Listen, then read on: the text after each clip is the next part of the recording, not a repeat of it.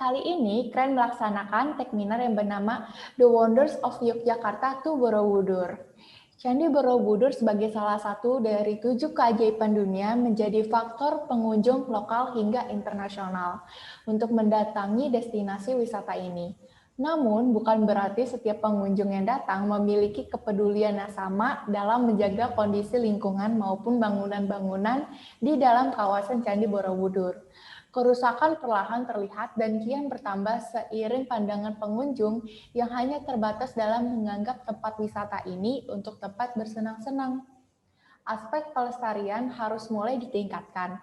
Tanpa menghilangkan aspek pariwisata, keduanya harus berharmonisasi dan seimbang.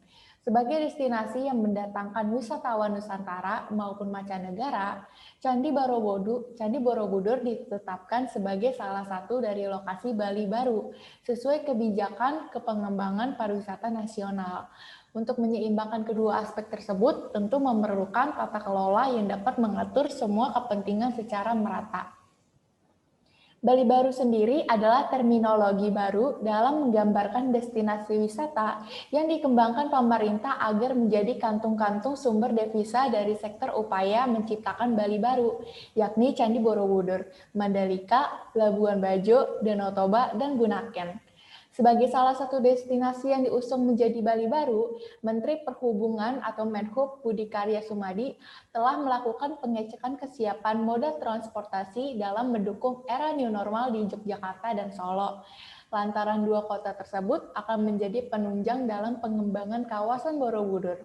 Moda transportasi tersebut ialah dua bandara, yaitu NIIA dan Adi Sumarmo serta kereta api. Oke, terima kasih Pak Hardi atas presentasinya. Oke, karena semuanya sudah presentasi, kami akan masuk ke sesi panel discussion. Di sesi panel discussion ini, saya akan mencoba memberikan beberapa pertanyaan seputar topik tentunya. Baik, saya aja langsung masuk ke pertanyaannya.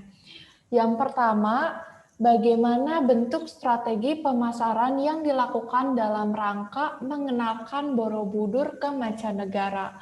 Mungkin pertanyaan ini bisa dijawab oleh Pak Agus.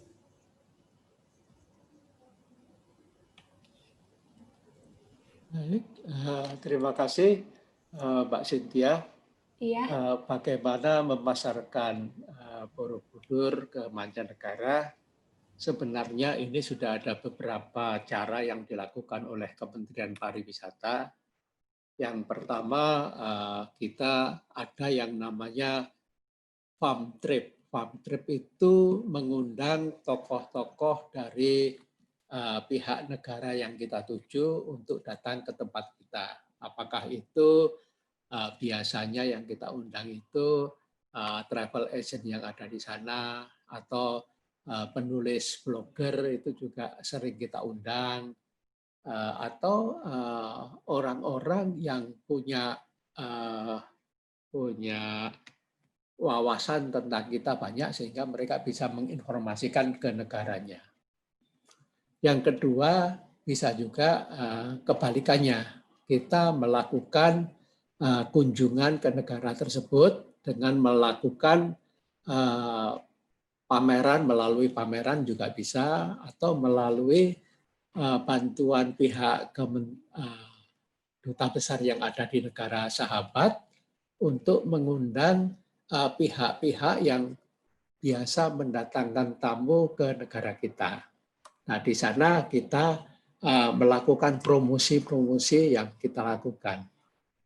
Nah, selain itu kita juga rajin mengikuti pameran-pameran yang ada di luar negeri, misalnya kalau yang di ITB Berlin, kemudian juga di Mata Fair yang di Malaysia, kemudian ada di beberapa tempat lainnya. Jadi itu adalah cara-cara untuk memperkenalkan Borobudur ke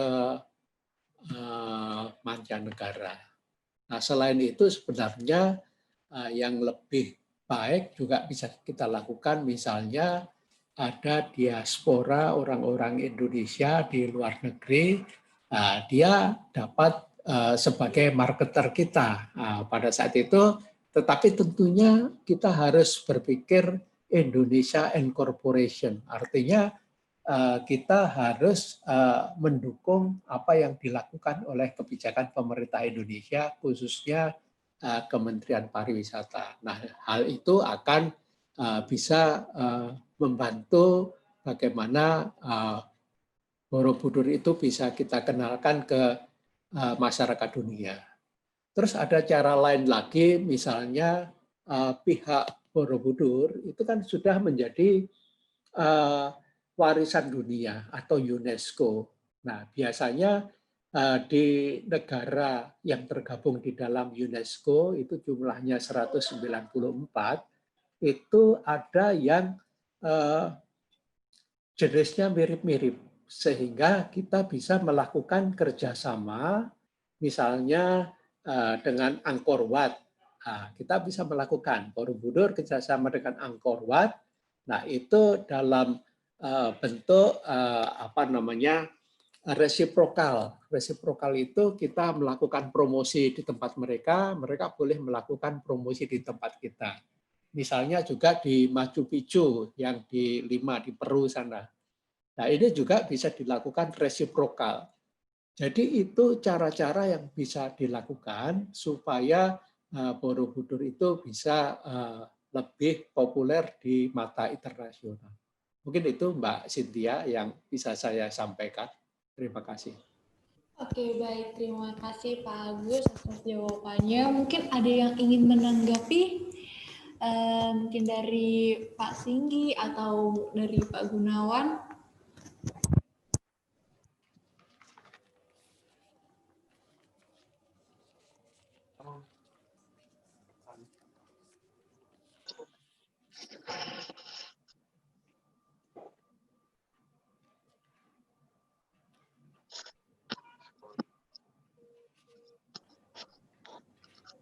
Oke, baik. Kalau begitu, aku langsung skip aja ke pertanyaan selanjutnya. Ini ada pertanyaan untuk Pak Sugandi. Apakah masih ada Pak Sugandi? Bentar, masih. Oke. Pak Sugandi, kegiatan apa aja sih yang dapat dilakukan wisatawan di Puncak Bekiki, dan apakah ada perbedaan atau peraturan tambahan saat melakukan kegiatan tersebut setelah lockdown dan dibuka kembali? Gitu. Oh, baik Mbak Cynthia, terima kasih atas waktunya. Sebelumnya Assalamualaikum warahmatullahi wabarakatuh. Salam hormat dari pengelola Puncak Bekiki dan salam sehat, salam sejahtera buat kita semua. Mohon maaf sedikit, ini tercopy ya. Mohon maaf sedikit, bukan presentasi ya, tapi sedikit pengenalan dari Puncak Bekiki. Mungkin Puncak Bekiki Jakarta adalah salah satu kawasan wana wisata budaya Mataram di bawah naungan Koperasi Notowono, RPH Mangunan, KPH Yogyakarta, yang terletak di Pedukuhan Gunung Cilik, Desa Munduk, Kecamatan Telingo, Kabupaten Bantul, Daerah Istimewa Yogyakarta. Nah, Puncak Bekiki adalah salah satu destinasi wisata alam di Jogja yang pernah dikunjungi mantan Presiden Amerika Serikat Pak Barack Obama dengan luas kawasan 4,4 hektar, dan kami memiliki keunggulan di samping panorama bentang alam dengan latar belakang pegunungan dan hutan pinus. Puncak Bekiki juga memiliki tema warna wisata budaya Mataram, yaitu hutan yang dikelola oleh masyarakat menjadi tujuan wisata yang masih menerapkan beberapa unsur budaya Mataram, mulai dari wisata sejarah, pementasan seni dan budaya lokal, kuliner khas, serta kerajinan-kerajinan yang kita miliki. Nah, menjadikan pariwisata sebagai andalan daerah, dan ini adalah sebuah misi kami ya, menjadikan pariwisata sebagai andalan daerah dan mewujudkan Jogja sebagai destinasi wisata yang berdaya saing, tentunya berwawasan dengan budaya dan berkelanjutan, serta memberdayakan masyarakat sehingga meningkatkan perekonomian dari sektor wisata. Tapi tentunya ada beberapa tantangan dan juga kendala permasalahan ya Mbak di tempat kami juga. Yang pertama adalah kendala permasalahan minimnya kapasitas SDM yang mumpuni, sehingga masih perlu pendampingan dari pemerintah, mungkin perlu banyak support dari berbagai pihak juga. Nah, untuk di masa pandemi ini memang kemarin kita sudah menerapkan beberapa yang sudah dicanangkan dari Dinas Pariwisata Provinsi. Kita melakukan promosi melalui online juga, dan tentunya alhamdulillah sudah dibantu dari Pak Singgih Darjo di Jogja ini sudah dibuatkan aplikasi namanya Visiting Jogja juga. Jadi bagi teman-teman atau wisatawan yang ingin datang ke Puncak Belizi bisa menggunakan aplikasi Visiting Jogja. Jadi cukup mudah juga kok. Jadi bisa di mana tujuannya, terus dengan harga tiket berapa itu sudah tinggal klik aja di Visiting Jogja. Dan tentunya ada beberapa tantangan nih, tantangan yang di tempat kami di samping minimnya kapasitas SDM tadi, tentunya ketika ingin berkunjung ke Puncak Belizi ini ada beberapa aksesibilitas di tempat kami yang masih terkendala, dan juga minimnya penerangan sehingga kunjungan pada malam hari itu sering tersendat. Jadi banyak wisatawan yang banyak mengeluh. Jadi harapannya nanti mohon support-nya dari berbagai pihak, Pak Singgih dan juga teman-teman yang ada di sini semuanya. Nah, yang ketiga adalah tumbuh kembangnya yang menjadi pemikiran kami adalah kendalanya, bukan kendala ya, tantangan ya. Tumbuh kembangnya investor yang berdampingan dengan masyarakat sehingga menghambat laju wisata yang kita kelola dengan basis masyarakat itu menjadi kendala permasalahan kami. Jadi bukan hanya kendala tapi menjadi sebuah tantangan.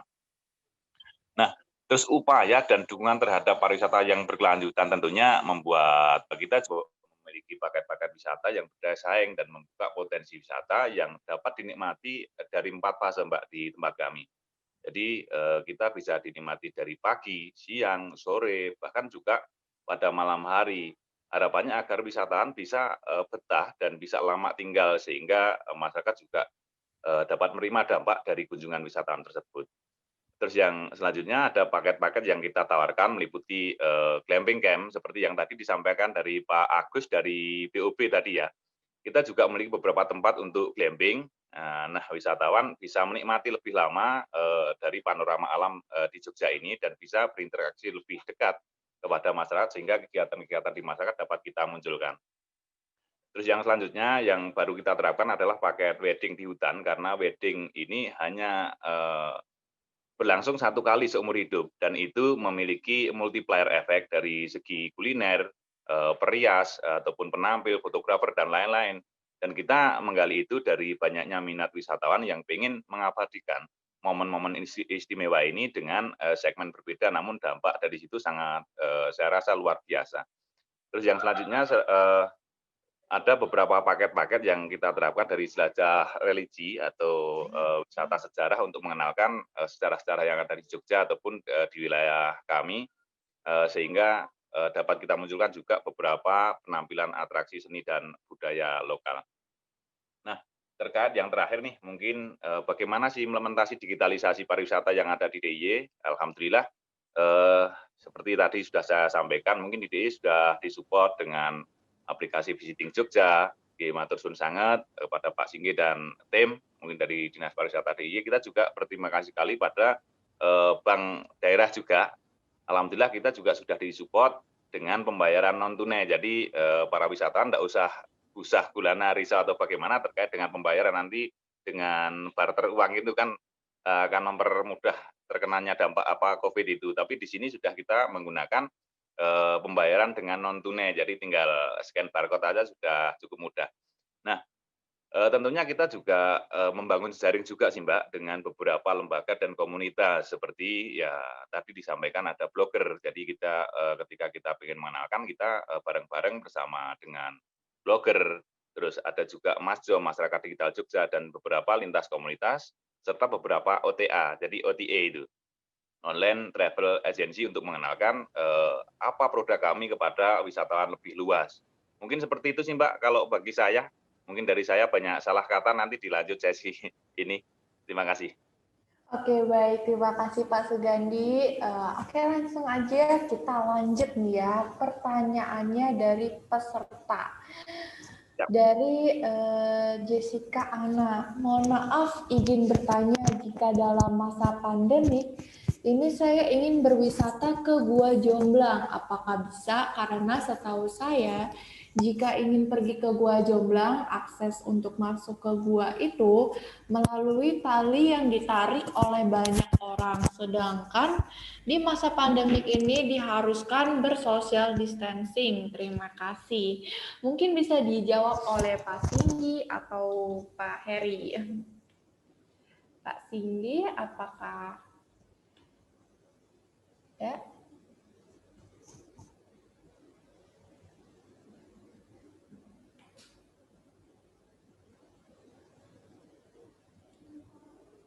Oke, baik, kalau misalnya Pak Hari.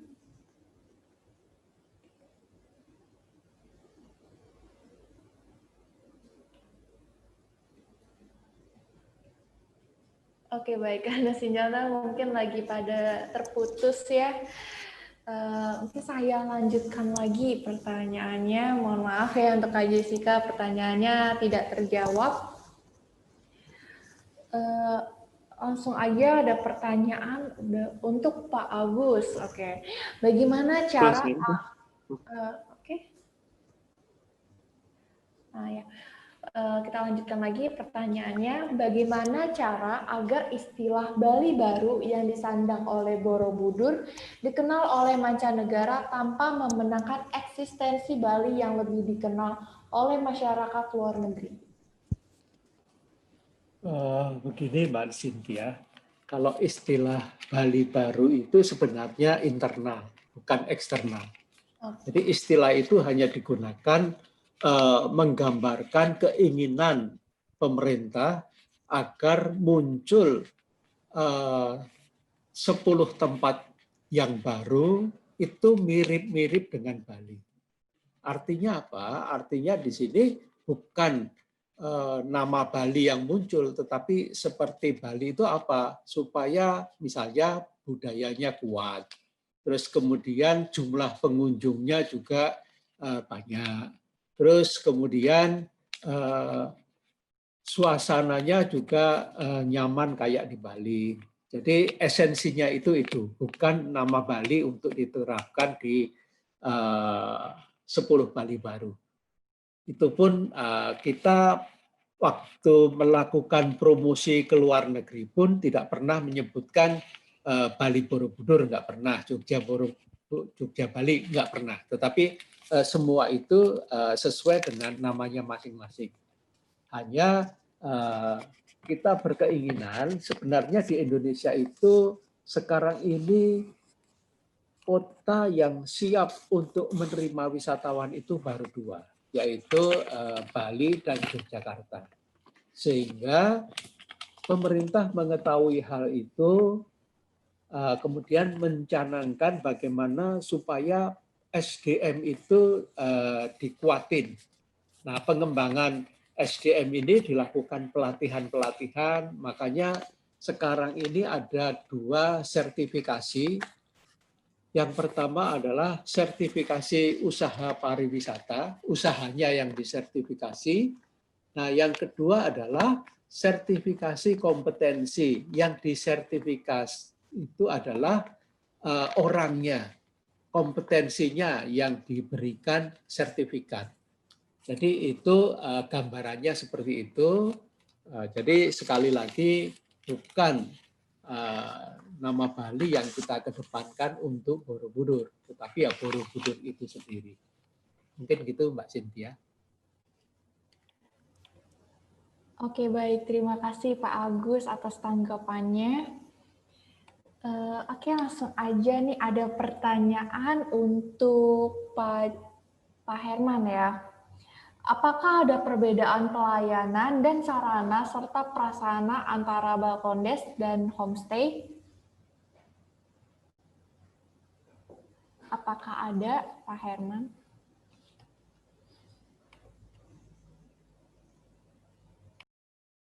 Iya, siap, Mbak. Untuk aksesibilitas ya, Mbak, dengan homestay ya. Untuk sejauh ini homestay kami sudah terhubung, terutama untuk homestay yang di seputaran Borobudur, jadi sudah terhubung secara aksesibilitas bagus. Terutama didukung oleh beberapa program-program yang memang sedang saat ini dikerjakan terkait dengan kawasan strategi pariwisata nasional maupun dengan destinasi super prioritas. Nah, sementara untuk beberapa Balkondes yang ada di atas atau wilayah penyangga memang masih memerlukan penambahan beberapa infrastruktur.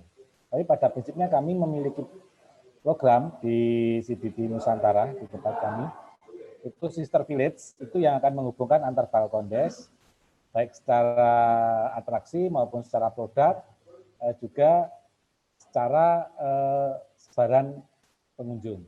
Mungkin demikian, Mbak Cynthia. Oke, terima kasih atas tanggapannya Pak Herman. Oke, untuk mempersingkat acara, langsung aja kita ke pertanyaan terakhir kepada Pak Aprio. Bagaimana Anda menyeimbangkan kelestarian alam dengan pariwisata di Heha Skyview? Ya, seperti yang saya jelaskan di awal tadi bahwa pembangunan Heha Skyview itu bisa dikatakan tidak merubah kontur alam yang sudah ada. Heha dibangun di atas batuan purba, jadi memang juga tidak bisa ditembus.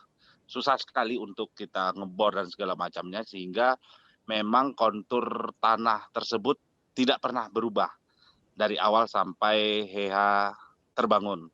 Yang pertama. Yang kedua, boleh dikatakan juga kontur tumbuhan atau tanaman yang ada di Heha sewaktu kita membangun juga hanya semak belukar. Jadinya memang kita saat ini sedang menanam berbagai macam tanaman, sehingga selain untuk memperindah Heha itu sendiri, konservasi alam atau sebagai daerah tampungan air hujan untuk daerah di bawahnya tetap bisa terlaksana dengan baik, sehingga selama ini sih tidak ada masalah dengan alam. Heha mencoba bersinergi dengan alam.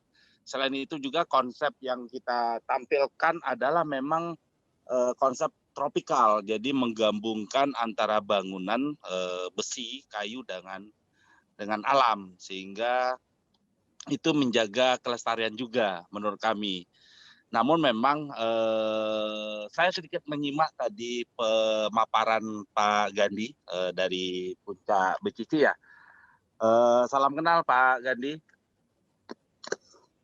Memang ada satu hal yang menarik dari Pak Gandhi adalah ketika Gunung Kidul atau daerah yang ada sekarang ini perbatasan antara Gunung Kidul dengan Bantul itu memang sedang menarik bagi investor, apalagi setelah melihat Heha yang cukup ramai.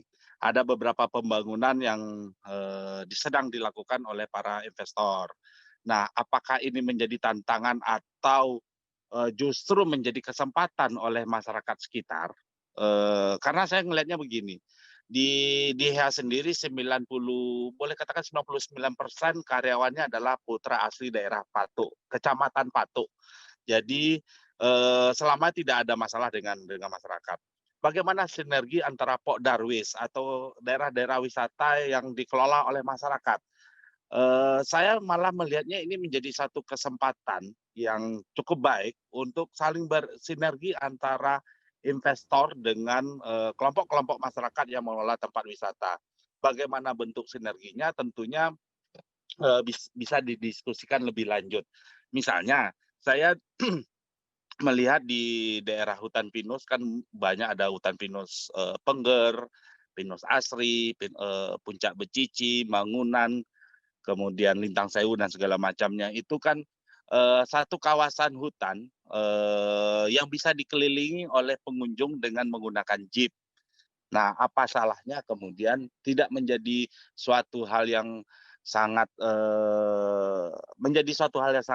menarik ketika misalnya kunjungan itu juga disertai dengan kunjungan ke tempat-tempat wisata yang ada di sekitarnya. Jadi bukan hanya di kelompok hutan pinusnya saja, tapi misalnya di daerah Patuk itu ada Heha, ada Demangol, ada Manglung yang sudah berdiri, kemudian ada sedang pembangunan Little Tokyo dan segala macamnya, itu sinergi-sinergi itu yang kemudian bisa kita manfaatkan lebih maksimal sehingga tidak menjadi suatu kompetisi saling tarik-menarik pengunjung, tapi goals-nya itu adalah bagaimana pengunjung atau orang yang berniat berwisata itu terlayani dengan baik dengan berbagai macam pilihan itinerary kunjungan.